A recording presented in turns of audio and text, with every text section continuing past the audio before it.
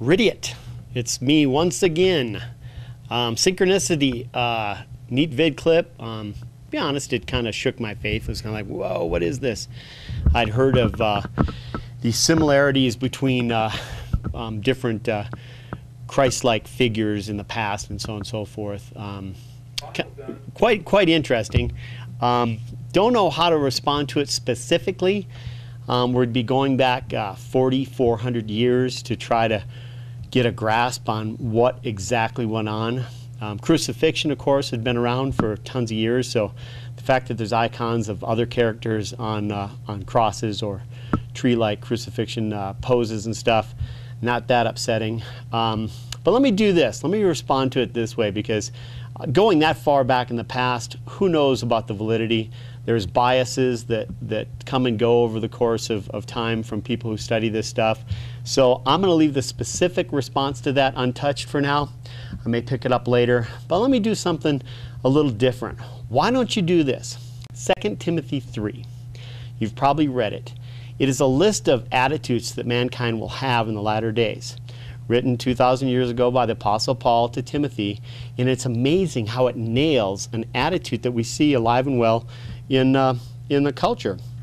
Now, I'm not going to tell you what I think that passage says. I'm going to leave that up to you. I'm going to leave that up to anybody on YouTube that wants to read it. It's 2 Timothy 3. Read the whole chapter, read it a few times, then just simply read like one attitude at a time, and then look at the world around you. That's all I ask you to do. And I think you'll find, well, I won't tell you what I think you'll find. I'm trying not to do that. I'm trying not to put words in your mind. I'm trying to let Scripture speak for itself. Let Scripture speak to you and see what it says. Oh, I gotta do one.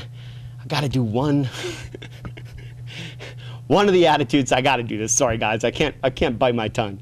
One of these things I have to tell you about is the observation of, or the statement that man will become lovers of themselves. That's an amazing observation, because if you look at how much we just love ourselves. Matter of fact, I love seeing myself on YouTube. Look, there, it's me. It's all about me. I'm on YouTube. Whoa, go to my channel. Go to MySpace. Ooh, it's about me. Look at the progression of magazines. We used to have Life magazine. Then we had People. And then we had Us. And now we got a magazine called Self. There's a progression here where we're, instead of dealing with us collectively as people, our focus is narrowing in just on me. Lovers of self. Now that's my observation. If you see it differently, you can respond differently. But I would find it hard to take those lists of attitudes out of Scripture and say that they don't nail the world as we see it. So I won't try to put any more thoughts into your mind, or anybody that wants to look up 2 Timothy 3, read it in its entirety, look around the world and see if Scripture doesn't nail something that we're living through right now. I can testify about what's happening right here and now a lot easier to encourage my faith and show the validity of Scripture and show that it is divinely inspired by God than it is to go back 4,400 years and deal with mystical characters that may or may didn't even exist. I mean, I don't know how to address that, but I can look at the world around me right now and be encouraged by Scripture and have my faith shored up, I suppose, which I don't really need. I mean, faith is faith. I don't need to have everything answered. Some things will be left unanswered. That's why it's faith. But I assure you there's some exciting things to look at there.